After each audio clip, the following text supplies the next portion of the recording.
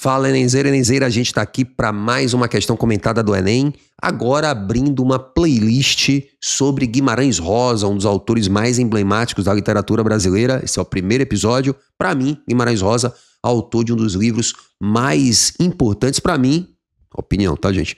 O melhor livro brasileiro de todos os tempos, que é O Grande Sertão Veredas. Então, ao longo de 10 episódios aqui no canal, vocês tomarão um contato maior com a obra de Guimarães Rosa, fazendo como base questões que estiveram presentes no Enem. Então, a gente vai falar alguma coisa aqui, alguma coisa ali, e eu creio que no final desses 10 episódios, sua visão de mundo sobre o autor estará bastante ampliada, tá? Então, a gente vai para a questão de número 2022, segunda aplicação, questão de número 17, questão que eu ranqueei aqui como dificuldade alta. Eu creio que essa questão, se não tivesse sido da segunda aplicação, fosse uma questão da primeira aplicação, com certeza traria uma divergência de gabaritos entre os cursinhos, daria o maior bafafá, o maior quiprocó, a maior confusão dentro da prova do Enem, se fosse primeira aplicação. Como é segunda, a prova passa mais em brancas nuvens, né? Passa mais despercebida e aí a repercussão é menor, mas essa para mim foi uma das questões mais difíceis da história sobre aí o Guimarães Rosa, tá bom? Então vamos ver aqui do que é que falou esse texto que está aqui, Guimarães Rosa, João Guimarães Rosa, Primeiras Histórias, deixa eu botar aqui em amarelinho, pronto, Primeiras Histórias é o nome do livro, tá aqui ele, inclusive, tá na mão, tá aqui no Kindle, Primeiras Histórias do Guimarães Rosa, livro de contos, tá? Contos mais curtos, publicado aqui, Rio de Janeiro, José Olímpio, editora, 1967. Só um comentário aqui de cunho linguístico, é que a grafia histórias deve ser evitada contemporaneamente, tá, pessoal? A palavra histórias era para fazer esse par com histórias. Histórias com HS seriam as histórias reais, né, baseadas mais na disciplina, história, documentais, e o histórias estariam ligadas às histórias, aquilo que é mais ficcional, mais fantasioso. Isso, entretanto, não se verifica mais como dualidade no português contemporâneo, usando-se apenas a forma história com HS. A forma história, se você escrever, isso vai ser considerado, né, um erro gramatical, um erro de ortografia na sua prova de redação, tá bom? Então, evite usar do ponto de vista formal essa construção. Então a gente vai aqui fazer a leitura do comando. Olha só, os procedimentos de construção conferem originalidade ao estilo do autor. De fato, Guimarães Rosa é um autor muito citado, né, nas aulas de literatura, como autor de escrita original. Essa escrita original se pauta muitas vezes em neologismos, né? A gente vai ver aqui ao longo dessas questões neologismos, invenções de palavras. Também usa muito arcaísmo, palavras antigas, palavras que não são mais usadas no contemporâneo da língua, né? Variação aí, portanto, diacrônica, variação histórica, e usa também o regionalismo, né? O vocabulário das regiões do interior de Minas Gerais, em especial centro de Minas, norte de Minas, região, portanto, muito retratada na sua literatura. Então, veja, os procedimentos de construção do texto, né, conferem originalidade ao estilo do autor e produzem no fragmento um efeito de sentido apoiado em quem? Então existe um efeito aí criado por essa escrita original. A gente vai ter que ler, obviamente ele frisa aqui no fragmento, ninguém vai arriscar fazer a questão sem ler, já que várias coisas podem causar esse efeito expressivo, né, esse efeito de sentido. Então lá vou eu ler o trecho do conto aí, Fatalidade. Aparecem os dois primeiros parágrafos, abrindo logo o conto, o elaborador da questão pegou aí os dois primeiros parágrafos e colocou para a gente ler. Vou também resumir o conto inteiro, porque acredito que isso é fundamental para se perceber o gabarito verdadeiro, tá bom? Então olha só, questão aí pra gente. Foi o caso que um homenzinho, recém-aparecido na cidade, veio à casa de meu amigo, por questão de vida ou morte, pedir providências. Então veja, tem umas coisas interessantes aqui que eu queria frisar da teoria literária. Por exemplo, foi o caso. Um caso a gente já sabe todo como aconteceu. Então esse narrador, que é um narrador de fora, é um narrador em terceira pessoa, ele não está participando dos acontecimentos, ele está contando pra gente um caso. Foi o caso que um homenzinho... Então repara que você vai contar um caso a alguém, você já sabe. Por que isso é importante? Porque isso dá pra gente, né? Esse trecho dá pra gente perceber alguns detalhes que depois aparecerão. Então foi um caso que um homenzinho, não sei quem era, né, pelo menos até então, recém-chegado na cidade, veio à casa do meu amigo. Esse meu amigo que não tem nome, né? Pode ser uma proteção, um amigo, não quero botar o nome do amigo, né? Pode ser até uma história que envolvesse ele próprio, né? E aí ele, né, não quis botar o nome dele. Um amigo meu, é clássico, né? Uma amiga minha, etc, etc. Por questão de vida ou morte, esse homenzinho foi à casa de meu amigo pedir providências. Olha, um homem foi lá pedir providências para uma situação grave. Meu amigo, sendo de vasto saber e pensar, poeta, professor, ex-sargento de cavalaria e delegado de polícia. Então, ele foi pedir providências a esse meu amigo porque era um homem de vasto saber, né? Tinha conhecimento e de vasto pensar e, além de tudo, também era o delegado de polícia. Então, era um cara que tinha ali, né, talvez até uma obrigação profissional de zelar por aqueles que pediam algum tipo de prestação jurídica. Por tudo, talvez esse meu amigo, por ser tanta coisa, né, esse meu amigo costumava afirmar: a vida de um ser humano, entre outros seres humanos, é impossível. Então veja que essa frase aqui, né, lembra muito o Grande Sertão Veredas, né, aquela frase famosa: viver é muito perigoso, né? Viver é um negócio difícil, né? Porque você pode a qualquer momento deixar de viver, né? Você pode, por um passe de mágica, desaparecer. Então viver é muito perigoso, dizia o Riobaldo lá no Grande Sertão Veredas. Então a vida de um ser humano, entre outros seres humanos, é impossível. O que vemos é apenas um milagre, salvo o melhor raciocínio. Então esse meu amigo vinha com uma expressão dizendo: olha, a gente continua vivo por um acaso. Porque tanta coisa ruim que pode acontecer que realmente o que vemos é um milagre, salvo o melhor raciocínio. Aí o narrador diz: meu amigo, sendo fatalista. Já tem uma coisa estranha aí, que é a seguinte: se esse meu amigo é fatalista, né, o fatalista é aquele que acredita que a vida tem um único caminho, que os deuses traçaram, né, que o meu destino ele já está pré-determinado, Maktub estava escrito. Né?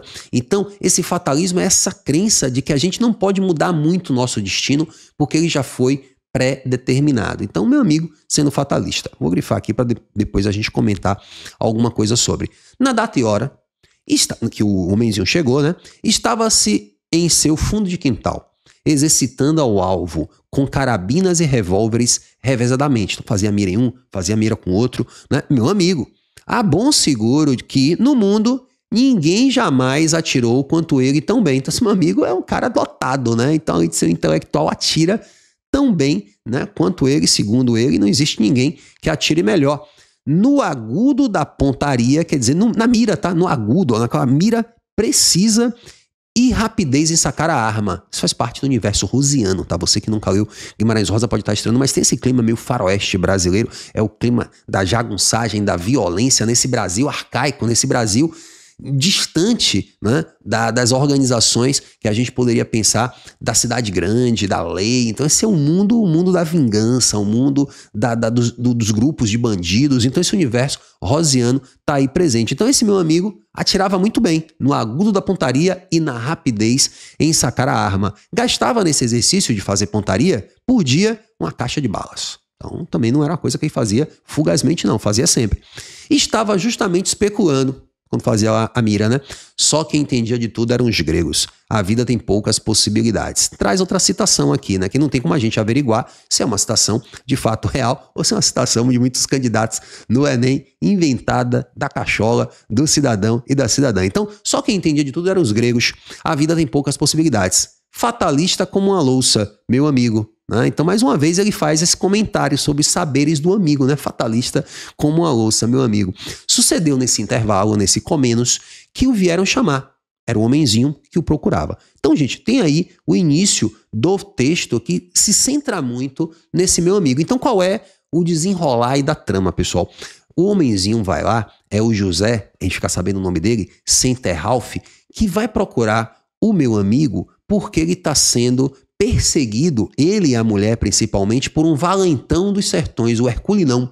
Né? Então esse Hércules, ó a referência grega aí, a brincadeira que Guimarães Rosa faz com os nomes, né? Esse Herculinão tá assediando a mulher do José Centerhalf. E esse nome Centerhalf também é muito curioso se a gente vai para o inglês, porque lembra o nome do jogador de futebol que fica no meio campo, Centerhalf, que era a expressão muito usada logo no início do futebol se popularizar, já que o futebol é de origem inglesa. Então esse José, esse qualquer, tá vendo? No meio de campo da vida, aquele cara que não era brilhante, que não era o atacante que vai fazer o gol, era aquele cara também que não era tão defensivo como o zagueiro, aquele cara do meio da vida que não era lá nem cá, ele vai ser perseguido por esse valentão. Já mudou de cidade, o Brutamontes foi atrás. Foi para outra cidade, o cara foi atrás de novo e ele chegou a esse estado em que ele vai pedir ajuda ao delegado para o delegado tomar alguma providência, pelo amor de Deus, que ele não aguenta mais esse cara perseguindo ele e não tem coragem lá de enfrentar o cara.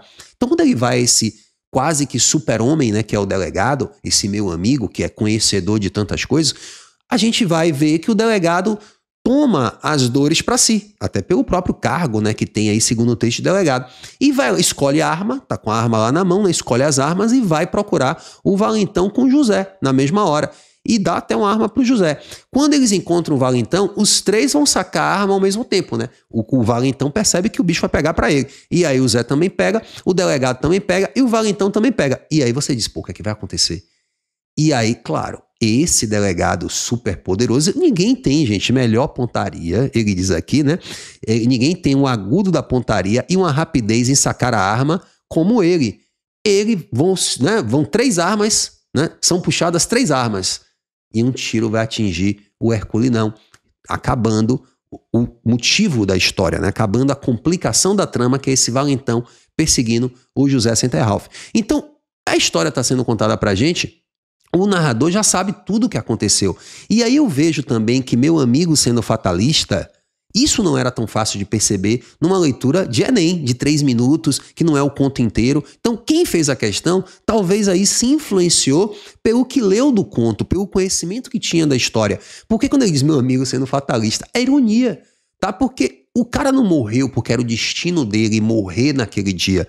Ele morreu porque o delegado foi lá e matou ele, tá entendendo? Então, é como se ele dissesse assim, nossa, eu passei aqui, né? Que Deus ouça a nossa prece aqui. Passei no Enem, no Sisu, é porque era meu dia. Não, não era seu dia só. Você fez por onde, sacou? Se você ficar parado esperando que as coisas caiam do céu, elas não vão cair. Então, esse fatalismo é uma visão irônica nesse sentido, porque não combina primeiro com um cara culto, né? Um cara que tem essa visão de mundo dos gregos, um cara que domina tanta informação, ele não teria uma visão tão fatalista, tá? Ele pode, no máximo, estar manipulando a visão fatalista para usá-la a seu bel prazer, ou seja, para fazer a justiça, segundo aí o homem foi lá contar para ele. Então ele não tá, digamos assim, quando ele usa, né, fatalista como uma louça, meu amigo, a gente sabe pela leitura do conto na íntegra, volta a frisar que não tem fatalismo coisa nenhuma, as coisas não aconteceram porque era o dia, o homem não caiu do cavalo e morreu. Se eles chegassem lá, né, para enfrentar o valentão e, sei lá, ele tivesse caído do cavalo, o cavalo tivesse pisado na jugular dele e tivesse morto,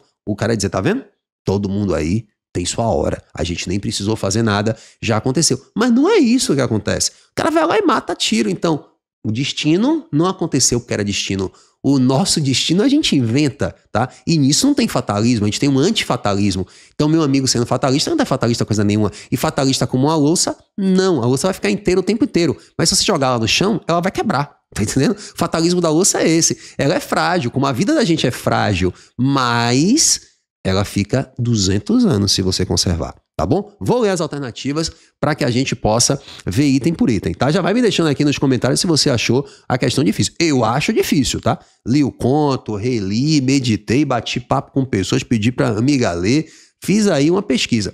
Os procedimentos de construção conferem originalidade ao estilo do autor e produzem no fragmento um efeito de sentido apoiado em que existe uma reflexão filosófica em torno da brevidade da vida. Olha, até existe na minha prosa aqui uma reflexão em torno da vida. Não da brevidade necessariamente. Pode-se viver muito, pode-se viver pouco, se isso está escrito. Então existe até uma reflexão filosófica em torno da duração da vida. Eu não vejo brevidade. Então, o item A não me seduziria, porque também o fragmento não me leva a pensar nisso, né? Nossa, a vida é fugaz, né? Nossa, como a vida passa. É diferente de um poema barroco, em que isso é desenvolvido, né? Existe uma reflexão sobre a brevidade da vida que nos faz ver o poema como um poema com efeito de sentido potente, tá? Então a letra A eu também não acho que é o grande, né, elemento. O grande elemento do fragmento é o amigo. É esse amigo contraditório, é esse amigo que parece culto, mas que eu julgo com raciocínio simplista. É essa coisa que não bate, essa antítese entre o perfil do amigo e o que o narrador diz sobre ele, né? Repare que o narrador tá de fora. É o narrador em terceira pessoa de fora, mas é o narrador intruso, tá? É o narrador que não tá nos acontecimentos, mas tece comentários sobre os acontecimentos à lá Machado de Assis, que também faz isso em seus romances. É esse narrador que dá pitaco, tá? Então, letra A, não vou nela, bacana. Letra B, existe uma tensão no conto, progressiva, beleza, ante a chegada do estranho. Isso até pode existir no decorrer do conto, não quanto à chegada do estranho, porque o homenzinho não mete medo nesse cara. Esse cara não fica tenso com esse homenzinho. Ele vai lá receber o cara. Existe uma tensão progressiva quanto ao desfecho. O que é que vai acontecer? Primeiro, o delegado vai tomar as dores do homenzinho. Segundo, o delegado vai lá e vai ter sucesso na sua missão de vingança. Né? Vingança, claro, terceirizada? Não. Não existe aí essa tensão. Ele vai ter sucesso, claro, mas não existe essa tensão no fragmento, tá bom? Então, letra C... Acho que a B não era tão complexa. Nota irônica do perfil intelectual do personagem, que é uma letra, para mim, mal redigida. Ela não tem muito clara. Né? Ela não diz. Existe uma nota irônica do perfil intelectual. Existe uma nota irônica quanto ao perfil intelectual do amigo sendo fatalista. Então, não bate o fatalismo. O fatalismo é uma visão de mundo, como eu falei para vocês, mais típica de mundos arcaicos, tá? De sociedades mais arcaicas no pensamento. Então, essa visão fatalista, foi Deus que quis assim, é assim porque é a lei imperativa. E esse amigo tão versado em saberes, como ele diz aqui, né? Esse meu amigo, né, que é tão vasto de saber e de pensar, que é poeta, né, que é professor, não bateria, né, com a visão fatalista. Então existe uma nota irônica, porque não corresponde ao que a gente está vendo com o personagem, nota irônica do perfil intelectual do personagem. Lembrando que em 2022, ainda na prova de 2022, caiu uma questão também bem densa no que diz respeito à ironia, mas em Machado de Assis. Vou deixar aqui em cima o card e também na descrição, não precisa ver agora, no final do vídeo tá na descrição, o card sobre a questão de Machado de Assis no Enem de 2022 que cobrou ironia. Vai lá ver minha resolução, também foi uma questão, a meu ver, densa, tá? Uma questão que despertou aí muita dúvida, inclusive em gabarito comentado de cursinho, já que foi a primeira aplicação. Letra D, existe uma curiosidade natural despertada pelo anonimato. A gente fica curioso para saber quem é esse homenzinho. Não, gente, ele pouco fala do homenzinho no fragmento. Até poderia dizer que se ele desenvolvesse mais um homenzinho, ninguém sabe de onde viria, né? De onde vinha, pra onde ia. Aí você, porra, que é esse homenzinho, velho? E aí ele estaria trazendo pra gente um suspense sobre esse anonimato do homenzinho. Mas não é o que o fragmento traz. Repare que até agora, realmente a C é a menos mal, tá? Não tem a A, não tem a B, não tem a D. Eu acho que dá pra eliminá-las com certa tranquilidade. Eu acho que a letra que poderia dar mais margem a uma confusão é a letra E. Tá? Não vejo a letra E como uma letra tão fácil de eliminar de cara. Porque se você acredita que esse narrador era tudo isso, né? Que ele é... Né? O narrador não, desculpe, que o meu amigo é tudo isso, que ele tem um vasto saber e pensar, que ele é poeta, que ele é professor, que ele é sargento da cavalaria, que ele atira tão bem quanto ninguém. De fato, esse super-homem, né? Esse personagem que vai enfrentar o Hércules e vai matar o Hércules do sertão, esse Herculinão, de fato, existiria, poxa, que grande cara, né? E isso é, em algum momento, quando ele fala dos gregos, que ele fala, portanto, né, traz essas frases com sabedoria de vida, existe uma erudição sutil da alusão ao pensamento grego. Então isso poderia impressionar o leitor, né? Mas não é isso que a frase essas frases aqui que eu vou botar em vermelho, para que elas fiquem mais salientadas, elas contradizem essa imagem do amigo que é, né, o super, digamos assim, personagem. Então, a erudição sutil da alusão ao pensamento grego, isso é desconstruído pelo trecho que eu coloquei agora em vermelho. E aí, volta a frisar, quando a gente percebe que esse cara que está contando a história, ele vai contar um caso em que ele já domina o final, a gente vê que ele está sendo irônico ao chamar um amigo de fatalista, dizendo, olha, ele matou o cara.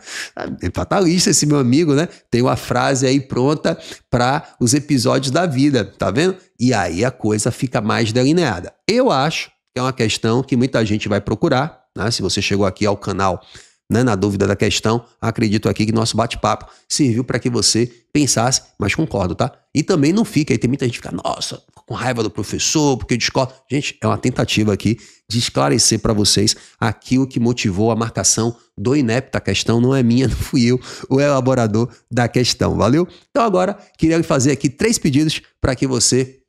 3 convites, na verdade, para que você saiba mais sobre o nosso universo. Primeiro é que você também aqui se inscreva no canal, curta, compartilhe o vídeo, isso é importante pra gente. Isso dá uma emoção quando a gente vê o vídeo circulando, pessoas comentando, isso é importante. Segunda coisa é se você quer adquirir o nosso livrão, tá aqui, ó, 1.100 questões do Enem arrumadas para o assunto, dá até para fazer uma malhação aqui com ele. É um livrão que tem 1.100 itens do Enem. Você pode, por exemplo, fazer todas de Guimarães Rosa que estão aqui na playlist e de qualquer outro autor que já apareceu no Enem várias vezes, como Clarice Lispector ou João Cabral de Melo Neto, que estão juntinhos aí, próximos de Guimarães Rosa, já que foram autores do modernismo de 1945. Então, para adquirir o livrão ou também saber dos nossos cursos para o Enem, cursos anuais, semestrais, revisão, reta final do Enem, semana do Enem, fundamental. Gente, vários e vários alunos nas federais do Brasil todo, Espírito Santo, Rio de Janeiro, Pará, Pernambuco, vários e vários já passaram aqui pelo Linguagem em Questão, nosso curso. E aqui embaixo, como é que eu fico sabendo essas coisas? Aqui embaixo na descrição do vídeo aparece meu site e lá você tem todas as informações sobre os nossos cursos. Aparece lá e você com certeza não vai se arrepender de fazer parte do nosso time. E aqui, por último, queria te convidar para que você venha a saber um pouco mais aqui comigo no canal sobre um tema que é, ou que são, né, os azulejos de São Luís do Maranhão. Você sabe qual é a história dos azulejos, dos casarios coloniais de São Luís, não só de São Luís, de outras cidades históricas do Brasil? Então já está aparecendo aqui do lado um vídeo e lá você vai ficar sabendo sobre essa história numa questão do Enem. Valeu? Em 2 segundos a gente se vê lá. Por agora, é beijo e tchau.